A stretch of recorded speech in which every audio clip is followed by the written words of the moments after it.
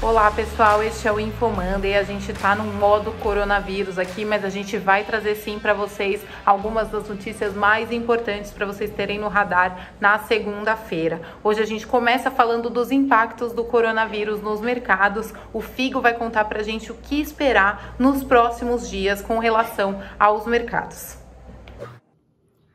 Zug, a escalada do coronavírus não tem dado trégua para o mercado financeiro nos últimos dias, né? As bolsas do mundo todo caíram nas últimas sessões, tanto na Ásia quanto na Europa, nos Estados Unidos e aqui no Brasil também. O Ibovespa, inclusive, teve 4 paradas técnicas, né? O chamado Circuit Breaker, em menos de uma semana. Isso tudo porque o mercado ainda não consegue dimensionar qual vai ser o efeito negativo da escalada do coronavírus sobre o resultado das companhias e sobre o crescimento dos países e da atividade global. Então, essa incerteza gera toda essa tensão no mercado, essa aversão ao risco, né? Isso deve continuar na próxima semana.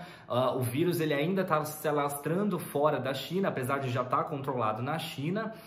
Os países têm anunciado medidas de estímulo e aí o mercado precisa avaliar se elas vão ser efetivas ou não. Isso deve ter impacto nas bolsas. Para os próximos dias, a principal referência vai ser na quarta-feira. A gente vai ter a super quarta, né, que é a decisão de política monetária tanto nos Estados Unidos quanto aqui no Brasil. É esperado um novo corte na taxa de juros americana, que já foi cortada recentemente pelo Fed. Aliás, foi uma decisão de urgência do Fed exatamente por causa do efeito negativo do coronavírus sobre a economia. Então, o Fed, fora de uma reunião agendada dele, ele convocou uma reunião extraordinária e os membros do FONC, né, do Comitê de Política Monetária do Fed, eles decidiram cortar a taxa de juros lá em 0,5 ponto percentual. Então, a taxa foi para o patamar de 1% a 1,25% ao ano.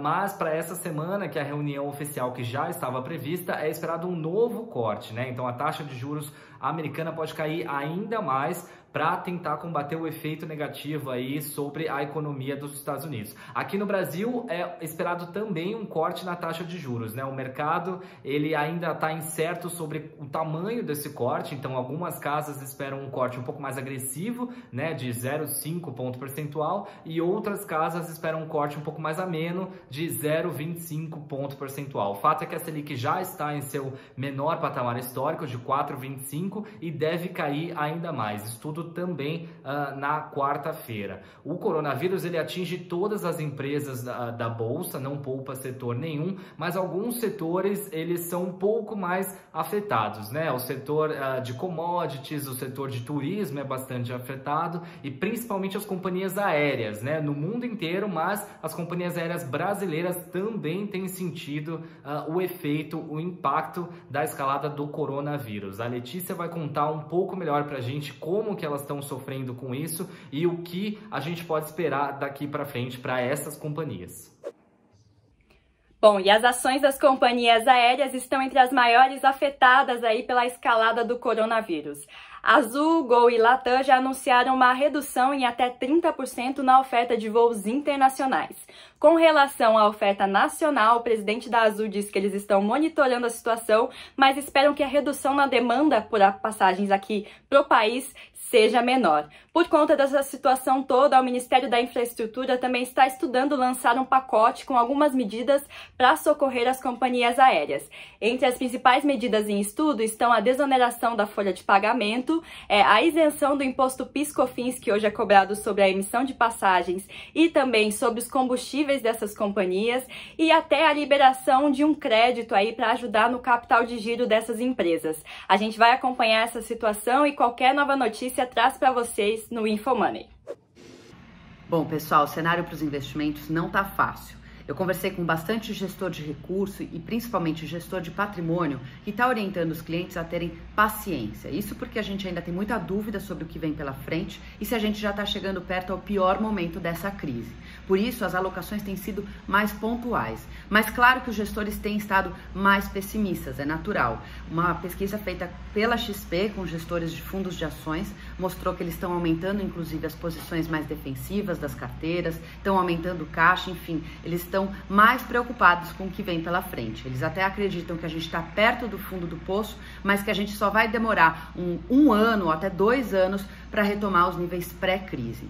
E dentre os gestores de fundos multimercados, a situação também não é muito melhor. A gente viu aí os gestores mais pessimistas com o cenário e principalmente com as condições da economia brasileira. Nesse meio tempo, os preços do mercado acionário têm caído bastante e no Tesouro Direto, na renda fixa, a gente também tem visto uma volatilidade muito grande. Tanto que o Tesouro tem estado fora, tá, sem funcionar grande parte do tempo dessa semana. Isso fez com que os investidores não conseguissem aproveitar, por exemplo, taxas acima de 9% no caso de papéis prefixados ou até acima de 5% no caso dos papéis indexados à inflação, que seriam taxas muito altas, retomando níveis de mais de um ano atrás. Por isso, agora a ordem é aguardar, é ter calma, é ter paciência dentro do possível. Paula, o que a gente está recomendando de medidas preventivas aí pela frente? O que o governo tem orientado?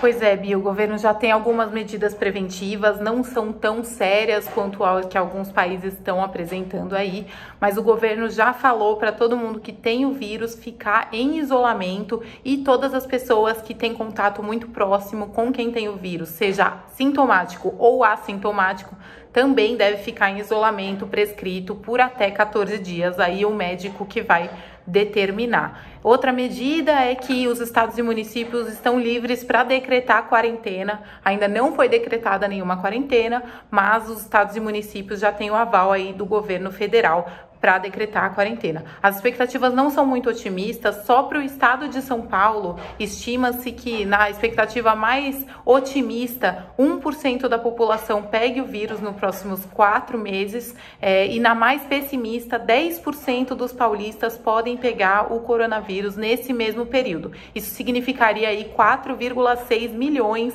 de paulistas com coronavírus nesse período aí.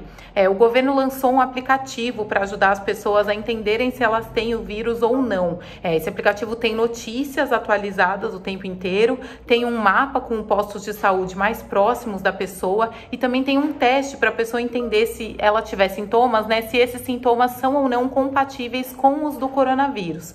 O aplicativo chama Coronavírus-SUS, ele já está disponível para quem tem Android e iOS, né, celulares com Android e iOS, e pode ajudar aí também. Vale lembrar que as medidas também de higiene são sempre muito válidas, né? Lavar bastante a mão, passar álcool em gel, enfim.